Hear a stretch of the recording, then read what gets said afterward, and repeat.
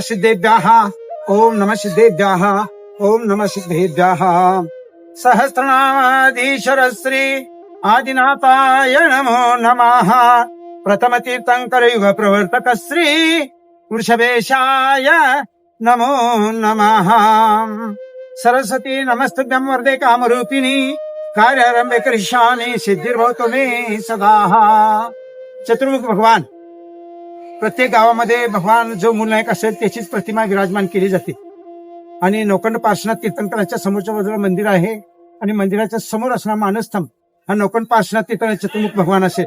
पण हे अतिशय क्षेत्र ज्याच्यामुळे असेल त्याच्यामध्ये चतुर्मुख भगवान जे असतील, युगाची ज्याच्यापासून सुरुवात झाली ते युगप्रवर्तक आदिनाथ तीर्थंकर, संकटामध्ये विहार करण्याचं सामर्थ्य असणारा शांतीप्रदाता शांतीनाथ भगवान आणि तदनंतर नेमिनाथ भगवान आणि ज्याचा इतिहास ज्या ठिकाणी अतिसंकटामध्ये असणाऱ्या भक्ताचं संकट निवारण करून त्याला यश संपादन करून देण्यासाठी असणाऱ्या क्षेत्राला अतिशय क्षेत्र म्हटलं जातं. आणि ते अतिशय क्षेत्र नौखंड पार्श्वनाथ तीर्थंकरांची प्रतिमा या ठिकाणी विराजमान आहे.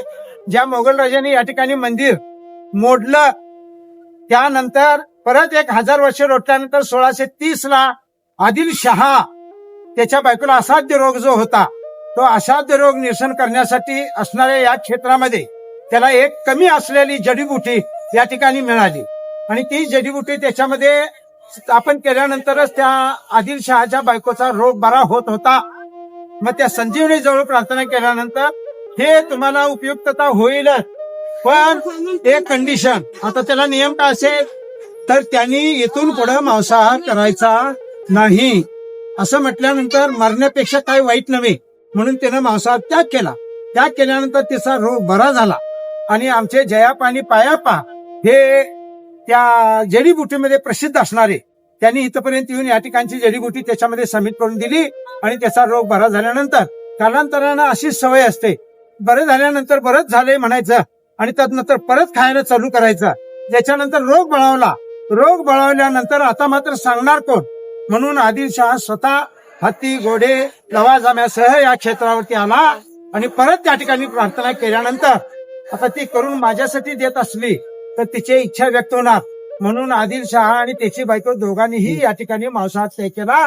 याचा या ठिकाणी इतिहास आहे आणि अशा नौखंड पार्श्वनाथ तीर्थंकरांचे. मग आता तुम्हाला काय राजाचं असं नसतं काय, तुम्हाला काय आम्हाला काय हाय ते मंदिर जे मोडून टाकलं ना तिथे रिपेअर करून द्या.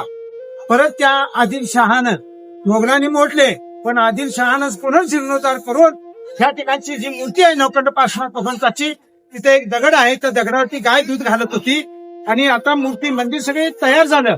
पण मूर्ती कसं म्हटल्यानंतर मला या ठिकाणी गाय दूध घालते म्हटल्यानंतर गाईच्या स्तनातून पडलेला दुधाचा निधी स्तव निधी ब्रह्मनाथ महाराज की